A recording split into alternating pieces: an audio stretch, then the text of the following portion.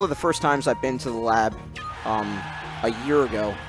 I played Master Chef a lot, even in bracket, so I know about his Game & Watch. He is very well practiced with his character, but at the same time, Ryga knows Lucina just about as well as he knows his Marth, and his Marth is what put him on PR at spot number 12, if I remember correctly. So starting it off here. The name of the game with Marth and Lucina is Patience, and that seems to be at least what's dictating this first match here, or the first interactions here of this match. Using the range that Lucina has to beat out Mr. Game & Watch's approaches.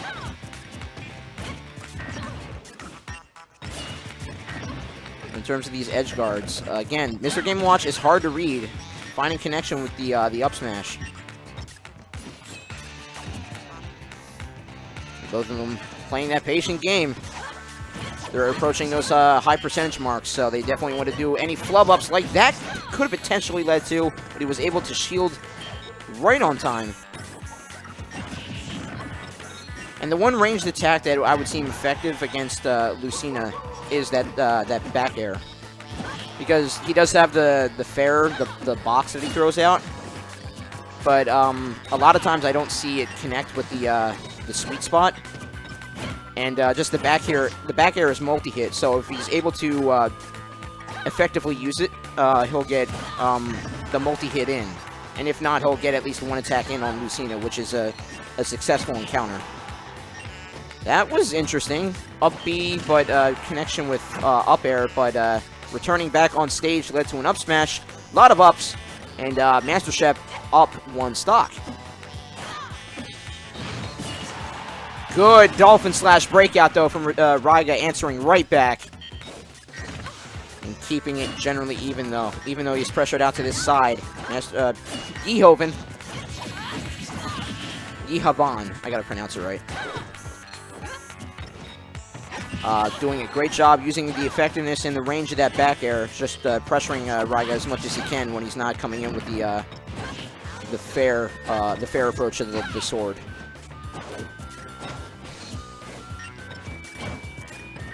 And playing the spacing game, good little shield pierce, just to get him out of the range again, and attack on a little more damage than usual.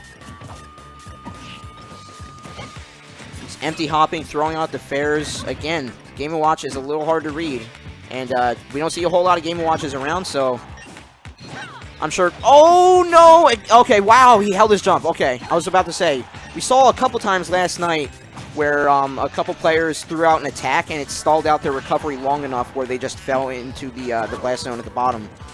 But excellent job for Ryga to hold on to his jump to save himself from that.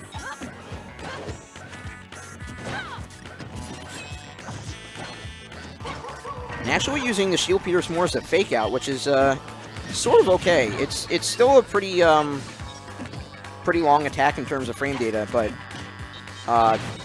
in terms of itself overall, even though he will get the down throw, up air, beat, boop, or the toot really.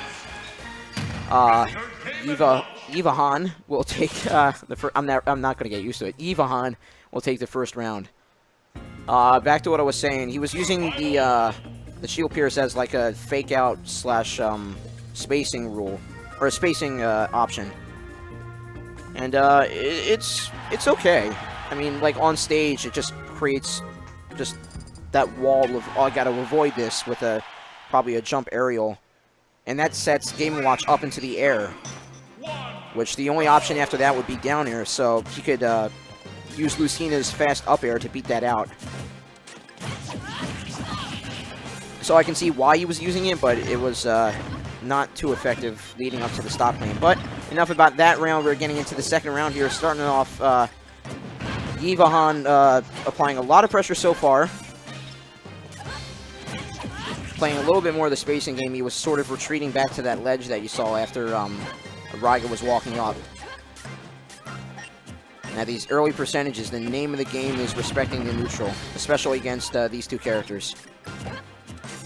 both the patience and the unpredictability of Game & Watch exemplify that that practice.